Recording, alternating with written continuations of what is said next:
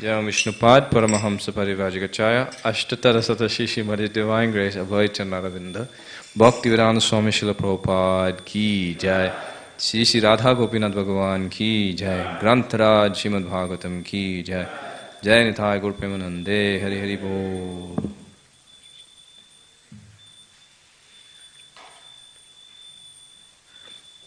Om Namo Bhagavate Vasudevaya.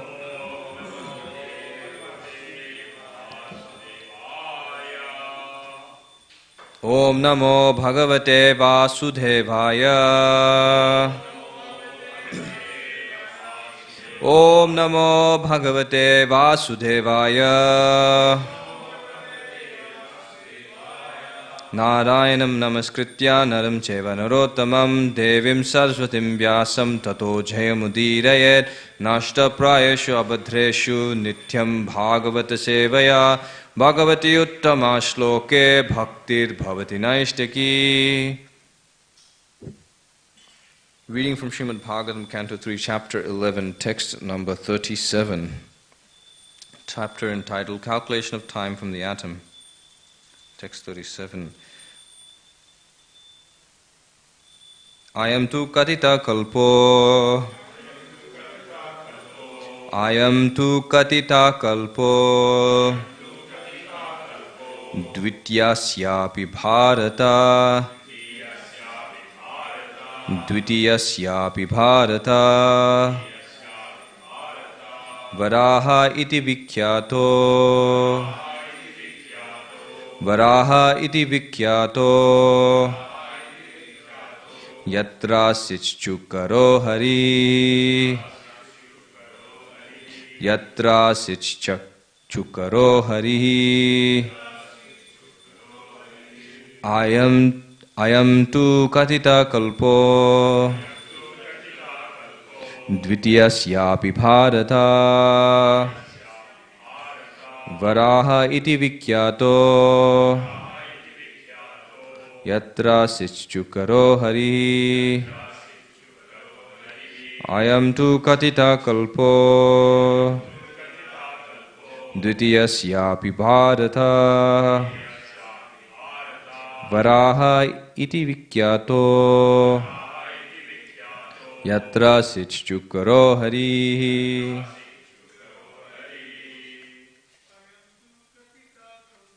Ayam tu katita kalpo. Dvitiyasyapi bharata.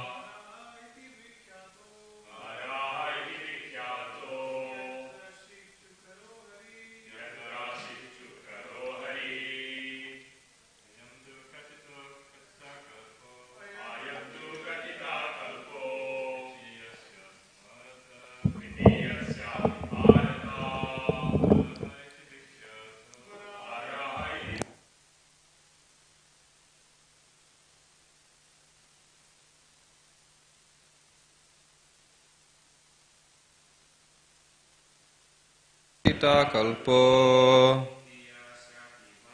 Dvitiyasyapi bharata. Varaha iti vikyato. Sichchukaro hari.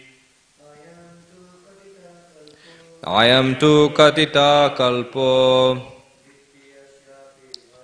Dvitiyasyapi bharata. Varaha iti vikyato. Yatra sichchukaro hari. Anyone? Ayam tu katita kalpo. Dvitiyasyapi bharata. Varaha iti vikyato. Yatra sichchukaro hari.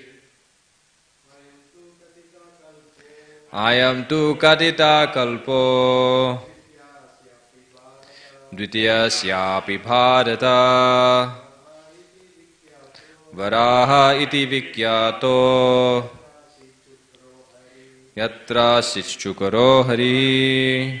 Word for word translation. Ayam, this, tu, but, katitaha, known as Kalpaha, the current millennium, Dvitiyasya,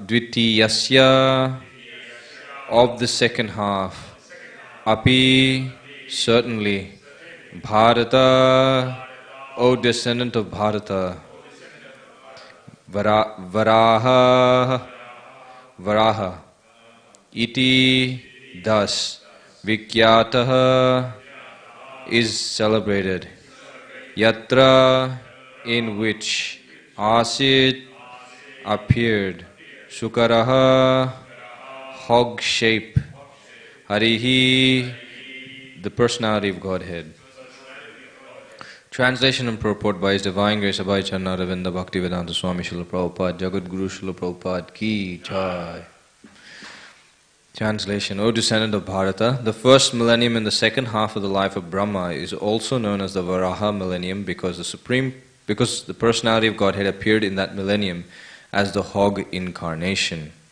Purport: the different millenniums known as the Brahma, Padma and Varaha Kalpas appear a little puzzling for the layman. There are some scholars who think these kalpas to be one and the same. According to Srila Vishwanath Chakravarti, the Brahma Kalpa in the beginning of the first half appears to be the Padma Kalpa. We can, however, simply abide by the text and understand that the present millennium is in the second half of the duration of the life of Brahma. We'll continue text 38. Kaloyam dviparadakyo nimisha upacharyate avyakritasya nantasya hyanader jagatatmana. Translation: the duration of the two parts of Brahma's life, as above mentioned, is calculated to be equal to 1 nimisha, less than a second, for the Supreme Personality of Godhead, who is unchanging and unlimited and is the cause of all causes of the universe.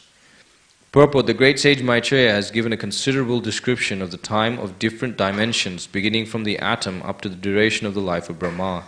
Now he attempts to give some idea of the time of the unlimited personality of Godhead. He just gives a hint of his unlimited time by the standard of the life of Brahma. The entire duration of the life of Brahma is calculated to be less than a second of the Lord's time and is explained in the Brahma Samhita, 5th chapter, 48th verse, as follows. Yasyaika nisvisita kala matavalambya jivanti loma vilaja jaganandanatha vishnur mahan sa iha yasya kala vishesho govindam adipurusham tamaham bhajami. I worship Govinda, the Supreme Personality of Godhead, the cause of all causes, whose plenary portion is Mahavishnu. All the heads of the innumerable universes, the Brahmas, live only by taking shelter of the time occupied by one of his breaths. The impersonalists do not believe in the form of the Lord, and thus they would hardly believe in the Lord's sleeping. Their idea is obtained by a poor fund of knowledge. They calculate everything in terms of man's capacity. They think that existence of the Supreme is just the opposite of active human existence. Because the human being has senses, the Supreme must be without sense perception. Because the human being has form, the Supreme must be formless. And because the human being sleeps, the Supreme must not sleep. Srimad Bhagavatam, however, does not agree with such impersonalists. It is clearly stated herein that the Supreme Lord rests in Yoga Nidra as previously discussed. And because he sleeps, naturally he must breathe. And the Brahma Samhita confirms that within his breathing period, innumerable Brahmas take birth and die. There is complete agreement between Srimad Bhagavatam and the Brahma Samhita. Eternal time is never lost along with the life of Brahma.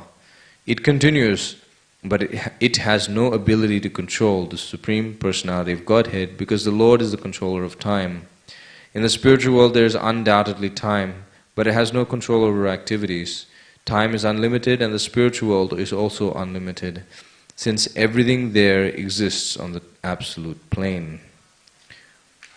Om Jnanatimirandasya Jnananjana Shlakaya Chakshurun Militam Yena Tasmai Shri Gurave Namaha Mukam Karoti Vachalam Pongam Langayate Girim Yat Kripatamaham Vande Shri Guru Tiritarinam Jaya Shri Krishna Chaitanya Prabhu Nityananda Shri Advaita Gadadhara Shivasati Gaura Bhakta Vrinda Hare Krishna Krishna Krishna Hare Hare Hare Rama Rama Rama Hare Hare Hare Krishna Krishna Krishna Hare Hare Hare Rama Rama Rama Hare Hare Hare Krishna Krishna Krishna Hare Hare Hare Rama Rama Rama Hare Hare.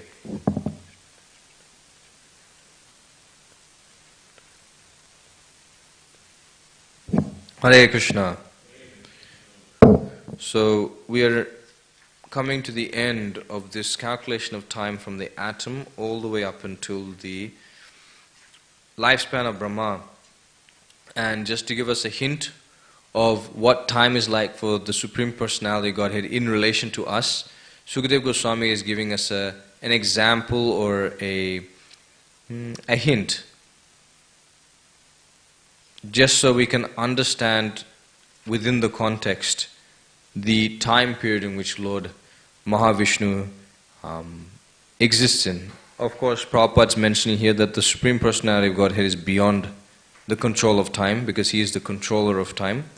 But for us to be able to understand a bit about the unlimited nature of the Lord, there needs to be some yardstick, there needs to be some example that needs to be given for us to be able to understand. For example, a prisoner stuck in a prison cell for many decades will not be able to understand the changes that's happened in society around. If you imagine a person stuck in jail since the 1990s and coming out in 2021, before he or she comes out, they need to have understood what society is like, how it has changed. And to be able to understand how society is like or changed, they will be able to understand in terms of whatever they already understand of society. The other example given is that if you have a prisoner in a prison cell, for them to be able to understand, who's lived in the prison for their whole life, to be able to understand what it's like on the outside, then a description is given based on their understanding of the prison cell. So when they ask what is it like outside, there's so much space that it's millions and millions and millions of times the size of your prison cell. So to be able to understand, of course it's much bigger than that. But for that prisoner to be able to understand what it's like outside, they understand in terms of their already limited understanding or whatever knowledge they have. A very similar understanding is given in Chaitanya Charitamrita. It's known as the Shaka Chandranaya, that the father will show the child the moon through the tree. Because for the child to understand what the moon is, what the moon is not, it's very easy for the father to say, see between those two branches, you see that round object that's very bright, that's the moon. And so the child will see through the branches and be able to understand that's the moon. So in the same way, we use examples, metaphors of this material world to understand the spiritual world. But actually the spiritual world is beyond the examples of the material world. An example that's given is that we say that Krishna is blackish in color, Shyam. In another place, Prabhupada says that actually Krishna's color, Shyam, is that of a newly formed monsoon cloud. But actually the color of Krishna, color of Gopinath, is beyond our conception of blue, black, red, green, white in this material world. It is of a transcendental color. And that is something that's perceived spiritually and not materially. Another example is that we say Krishna's lotus face, Krishna's lotus feet, because the lotus is the most beautiful thing that's present in this material world. And that's the closest thing we can use to describe Krishna's beauty. But we need to understand that we cannot limit our understanding of Krishna's beauty simply to material objects. It is just used as an example to help us understand that if the lotus is this beautiful, imagine how much more beautiful Krishna is. If the lotus is the epitome of beauty in this material world, just imagine how much more beautiful Krishna is, who's the artist of this lotus. So in the same way, to be able to understand the time period in which Krishna exists, or Krishna is maintaining the universes. What is it like Brahma's lifetime in comparison to Krishna? Because we've gone from what is it like for an atom? The atom, what is it the time period for a human being? What is the time period for the demigods? What is the time period for Brahma? If you live in each of those dimensions, it seems like the same. What we experience as time flowing now is the same feeling that the demigods experience. It's the same feeling that Lord Brahma experiences. 100 years we exist in this platform or sphere of life. The demigods exist for their 100 years. Brahma lives for his 100 years. So for them, time goes in a similar fashion that our time flows. But in comparison or relative to us, it's much more larger. Therefore, the demigods in one sense are known as having drunk nectar, that their life is somewhat immortal. But actually the life is not immortal. And the reason why immortal is given is that they live for such a long time that in comparison to our lifespan, yeah, it looks immortal. It looks quite large. But actually they're not immortal. So it's just simply an example, a use of a term to be able to help us understand the extent of their lifespan. So in the same way, if we go to Lord Brahma, trillions and trillions of years, right? Such a long time. And in comparison to our meager, what is it now, 60, 70 years of life, that seems to be completely, mind-boggling how long you can live for. But then if you think of that, now Sukadeva Goswami is taking you further. What is it like in relation to Krishna? What is it like for limited time in relation to eternal time? And Sukadeva Goswami gives us the very basic understanding. If you go back to the verse, I think it's verse 14, 15 or 16 in this chapter. I've got the wrong chapter. If you go back to the 14th, 15th, let's see if I can find it. It's the 14th verse. 1 nimesha is 8/15th of a second. 8/15th of a second. Like, who cares for a 15th of a second? We don't even care for a second nowadays, For us, it's a minute, it's a half an hour, something like that. That's something much more mentally graspable, something that we can understand. But 1 nimisha is such a small period of time. So Maitreya is giving this example of 1 nimisha is the life of Lord Brahma for Lord Vishnu.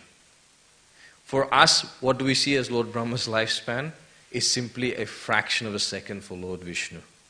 And Prabhupada quotes the Brahma Samhita saying that actually Lord Brahma himself is saying, in one breath of Mahavishnu, many, many, many Brahmas come and go.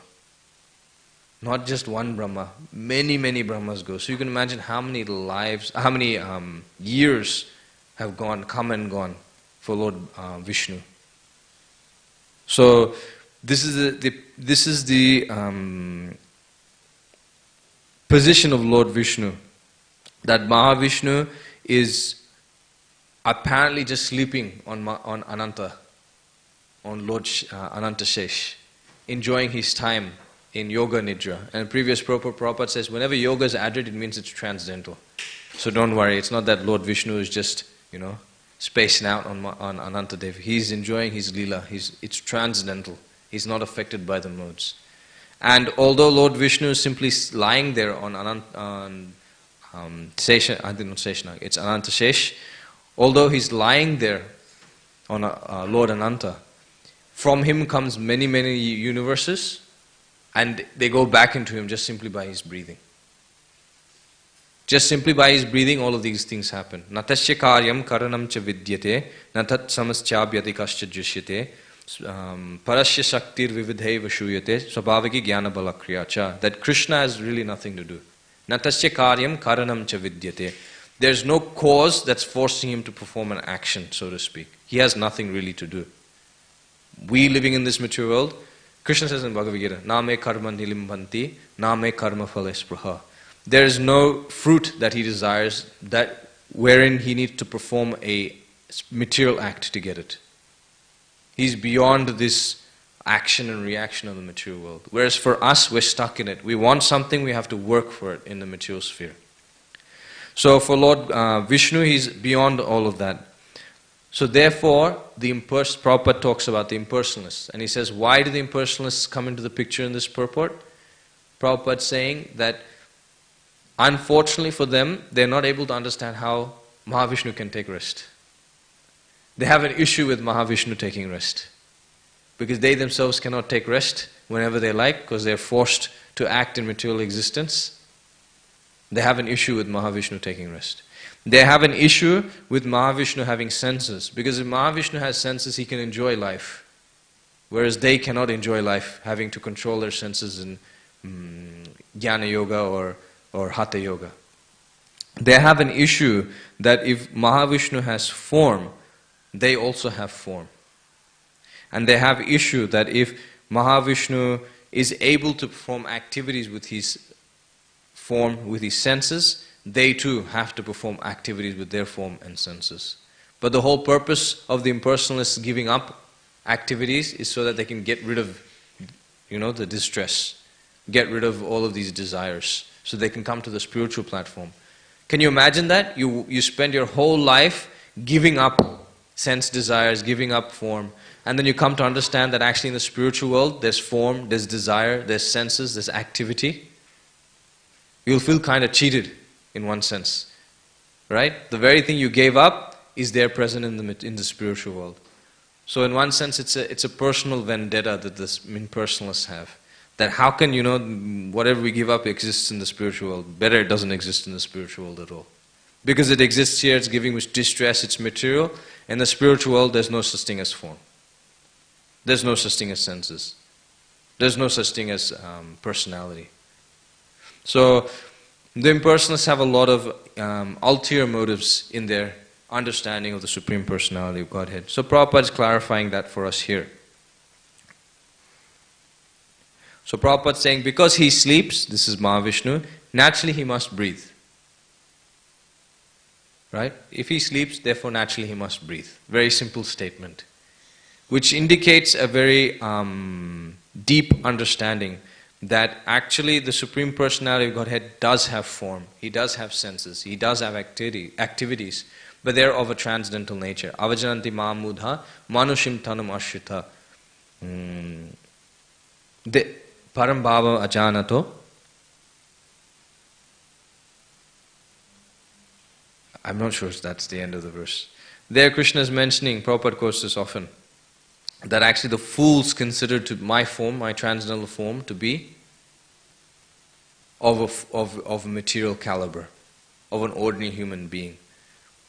So this is the situation we are in now, that majority of society, if they accept the understanding of God, or understanding accept the understanding of something supreme, unfortunately they have no personal understanding of God. They have no personal understanding of that Supreme Person. In fact, their understanding is misguided because of a lack of poor fund of knowledge. Like I was giving an example of the prisoner within the cell. It's a very similar example to the frog in the well. How much can the frog understand just by understanding what's within the well? Right? Prabhupada uses this example to explain that the material scientists taking the footsteps of the impersonalists, that their understanding of existence in full is simply like a frog in the well trying to understand the Pacific Ocean. What can they understand? Their understanding is always limited. Unless until the frog itself goes and experiences the Pacific Ocean, it's a limited understanding. So similarly, the impersonalists and their understanding of Krishna is within that sort of logic, that their understanding is just simply within their brain. Whatever they can understand is just stuck within their brain. That's why it's known as speculative knowledge. Whatever they understood, whatever they have within their faculty of thinking, they churn that and try to understand the Supreme Personality of Godhead. But Krishna's Narayana para avyaktat. He's beyond the material existence. Right? So if Krishna is beyond material existence, our understanding of Krishna within this material world cannot apply to him. He's beyond our understanding. He's asama urdhva, that he's beyond our senses. He's not equal to us, and there's no one greater than him.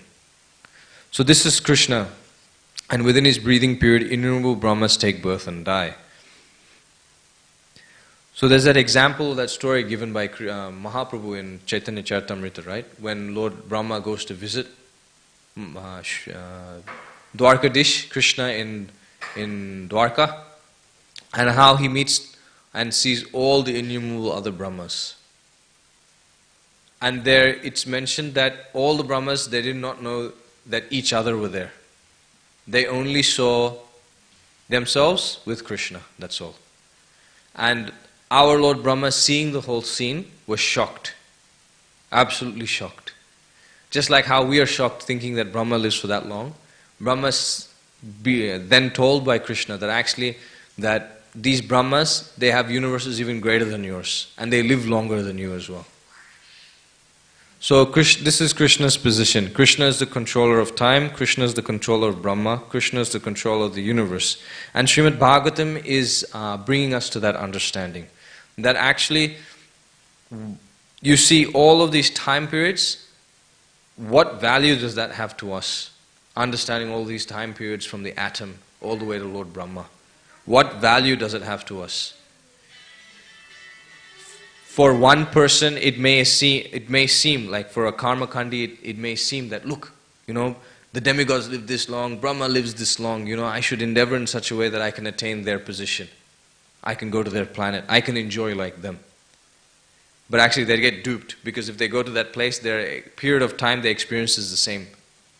They don't experience something longer than 100 years. It's mentioned in a previous verse by Maitreya Rishi himself, that this is text 33. Thus the process of the exhaustion of the duration of life exists for every one of the living beings, including Lord Brahma. One's life endures for only 100 years in terms of the times in the different planets. So although relative to us it may seem to be long, that's why it says in human years the demigods appear to live for tens of thousands of years. But actually for them, it's just simply 100 years. It's just simply another 100 years. And when they look at our lifespan, we're just simply a speck of time, nothing to worry about. Just like how we see a bug, and it comes and goes, we don't have much value for our existence. For the demigods, it's like that. For Lord Brahma, it's like that. For Mahavishnu, it's like that. But Mahavishnu is much more compassionate, more caring, more considerate, because he's worried about the living entities. So he's making sure the arrangements are made for each living entity to satisfy their desires. And eventually they'll give up their desires and come to his lotus feet. Okay, so now the whole point of Srimad Bhagavatam is to teach us that you see all these variegated times, these dimension of times in different places. They're all the same if you live there. It's relatively bigger from one sphere to the other. But actually for each living entity living in that sphere, it's simply 100 years. The facilities for enjoyment may be greater. The value or the situation of living may be better. It may be better in so many different ways. But still, that same 100 years. In other words, what does it mean? It means it's limited. It's limited. Why endeavor for something limited when you can get something that's beyond this limited sphere of life, which is in the spiritual world? Time is unlimited. The spiritual world is unlimited, since everything there exists on the absolute plane. And who's there? The Supreme Personality of Godhead, who is the controller of time. It is said that in fear of Krishna, the sun continues its orbit.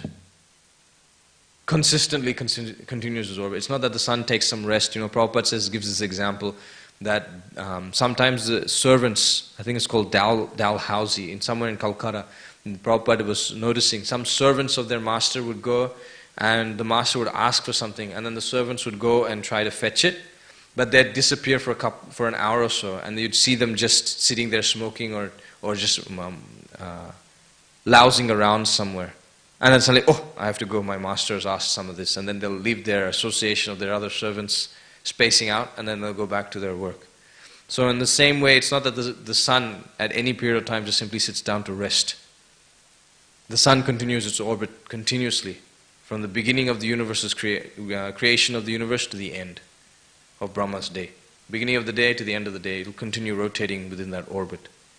Out of fear of Krishna. The luminaries, the moon, they all shine simply out of Krishna. Lord Indra and all the demigods are giving the benedictions and bestowing upon benedictions and all other resources on living entities out of fear of Krishna.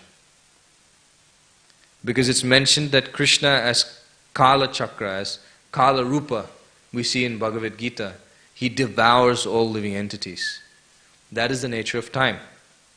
The nature of time, as mentioned previously again in the purports, is that time causes devastation. Time is the factor which causes complete destruction and devastation within this material universe. But in the spiritual universe, time doesn't destroy. Rather, time creates more opportunities of enjoyment with Krishna. Time is simply a prop used by Krishna to further enhance the pastime. So for Krishna, breathing and experiencing that one nimisha where living entities come and go, that's actually part of his lila.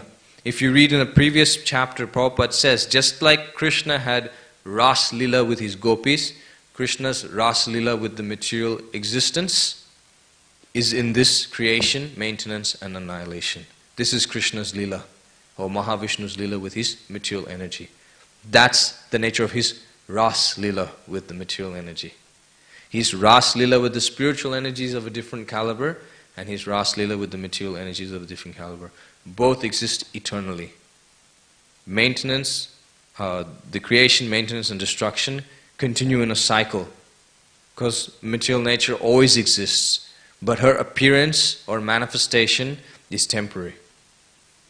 Bhaktisiddhanta Saraswati Thakur explains that actually avyakta or manifestation means that it's visible for some time. And avyakta means it's not visible for some time. It's not that manifest means it exists and non-manifest means it doesn't exist. Rather, vyakta and avyakta means, vyakta means that it exists for some time and it's perceivable. Avyakta means it still exists but it's not perceivable. And if you take that in relation to material nature or material energy, it means that she comes into existence, like she becomes agitated and the three modes come into existence and they cause it, Panchabhut, Mahabhuta, the five elements, then the senses, the demigods, so on and so forth. And when Krishna wraps all that up and it goes into the Mahatattva and then the undifferentiated form of Pradhan, or that undifferentiated material energy, she's still manifest. She's still existing there, but she's not visible to us in the way we perceive the material world right now.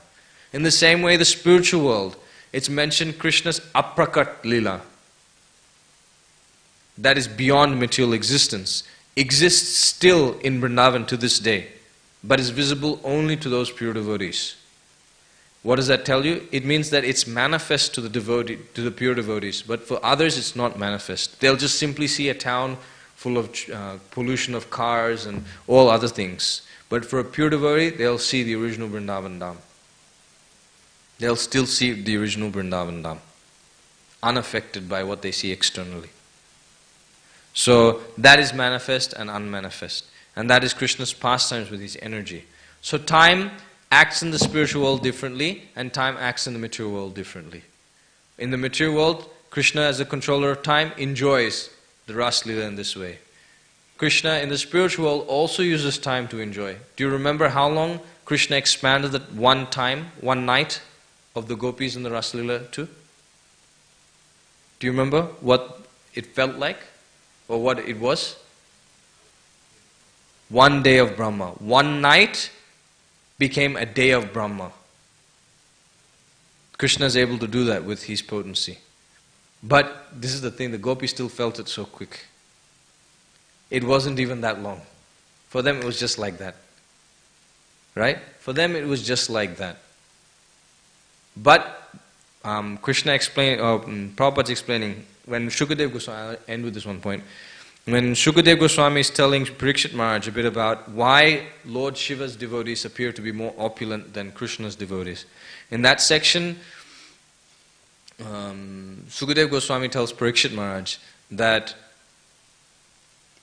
the period of time where it appears that Krishna gives his devotees difficulty, where Lord Shiva doesn't give such things, he gives them enjoyment.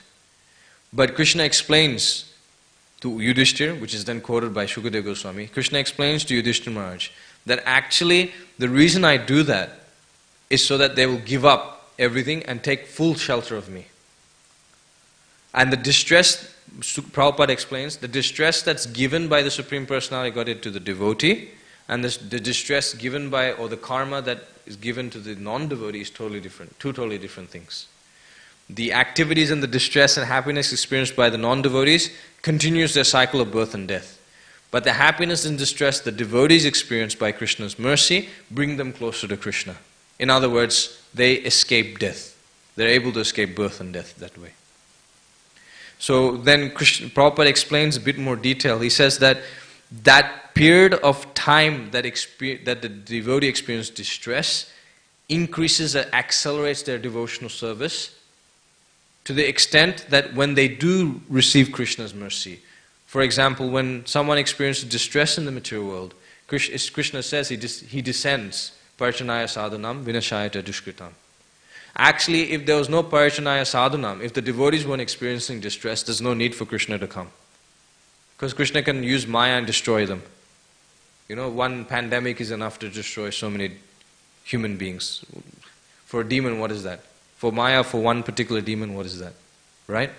But for saving the devotees, he comes. So if he's coming to save the devotees, that means the devotees must be in distress. Why does he put his devotees in distress? Krishna explains that actually what we perceive from the material mundane position as distress is actually not really distress for the devotees. They're experiencing such a great hankering for the Lord's mercy, for His appearance, that hankering, as soon as they see the Lord, their devotion expands and accelerates many, many fold. They become more advanced in devotional service in Krishna consciousness. So Krishna uses his time in that way. Krishna uses time on the devotee in that sense. Because time delivers our reactions of life. For a devotee, Krishna uses the time in such a way that, like for example, Narada Muni, when he was a maidservant's boy in his previous lifetime, Krishna told him at the end, he perceived Krishna within his heart for a moment, and Krishna vanished. And Krishna told him that, my dear boy, I'm afraid you won't be able to see me again. But if you continue in this way, in your next lifetime it will be possible. Right? For whatever time period that Krishna had allotted Narada Muni, Narada boy, before he left his body and took the body of Narada Muni, that time period was enough for Narada Muni to become so attached to Krishna, so attached in devotional service, that he was able to give up material existence. As an example for us. So we can understand this lifetime Krishna has given is very valuable. If we utilize every moment of this lifetime in pleasing Krishna's senses and giving up satisfying our senses, then we can slowly get to a position where we can become more and more attached to Krishna. To the extent that when we give up this body at the end of life, we'll no longer desire to come back here. We'll attain Krishna's abode. So this period of time is very interesting. This understanding of time is a very interesting concept. We can understand from different perspectives, as I mentioned, just to wrap up. One is that we can understand how what we perceive as so long in the demigods and Brahma's sphere of life is just simply an ordinary 100 years that we experience. So it's all relative. So what's the point of endeavoring so hard for that if it's going to come to an end? And in relation to that, Krishna's time is so, in relation to such a long span of life of Lord Brahma, it's insignificant in relation to Krishna's lifespan. Or in other words, Krishna's, Krishna's sphere, or his spiritual nature. That for Krishna, The duration of 2 parts of Lord Brahma's life is calculated to be less than a second for the Supreme Personality of Godhead, who is unchanging, unlimited, and the cause of all causes of the universe. So that's one understanding of time. The second understanding of time, or a perspective, perspective of time we can understand, is that for us as devotees, time is bringing us closer to Krishna. For the non-devotees, time is just simply bringing them closer towards death, birth, death, birth, death. For the devotee, time is bringing us closer to Krishna. And this human form of life is a very, very valuable asset. Every moment must be used in Krishna consciousness, so that we no longer have to experience this material existence, and rather we'll be able to go to the absolute plane where time is unlimited and the spiritual world is also unlimited. So I'll end here. Comments, questions? Yes, Prabhu.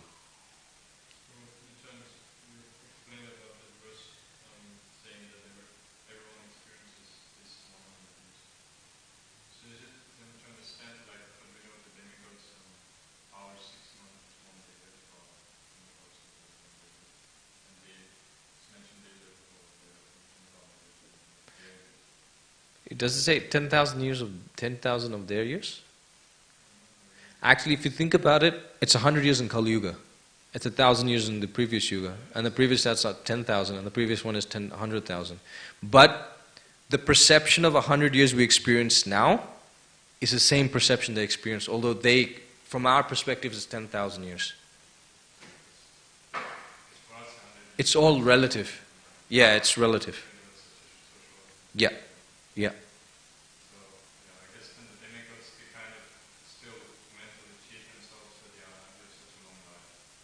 That's why.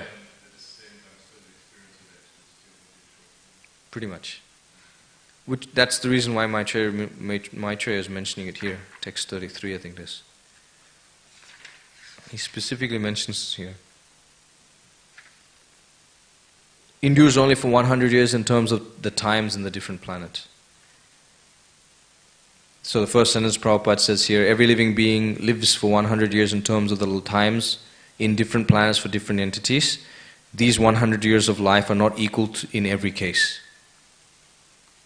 It's not equal in every case, Prabhupada is saying. The longest duration of 100 years belongs to Lord Brahma. So, yeah. And here, the point I wanted to make the whole class was here. But although the life of Lord Brahma is very long, it expires in the course of time. So, yeah.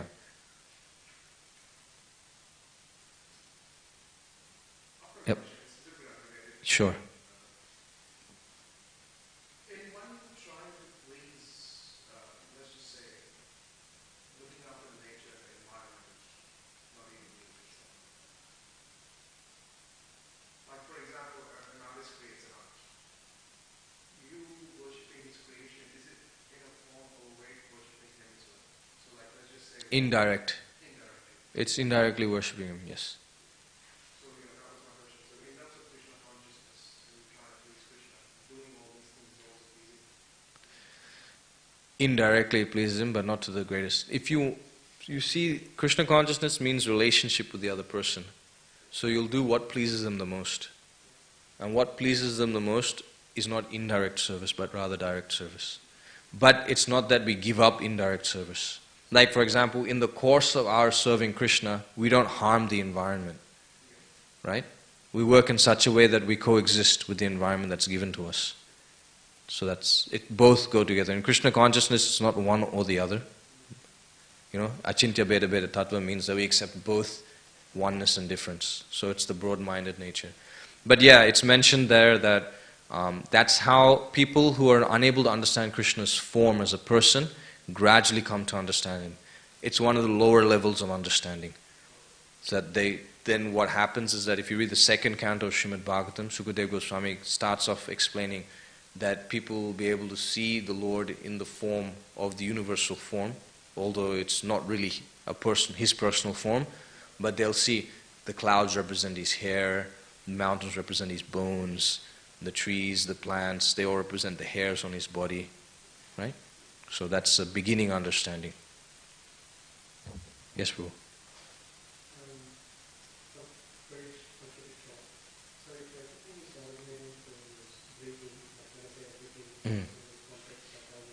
Mm. In the emotional, vilas, and epidemics, everything is formed through that.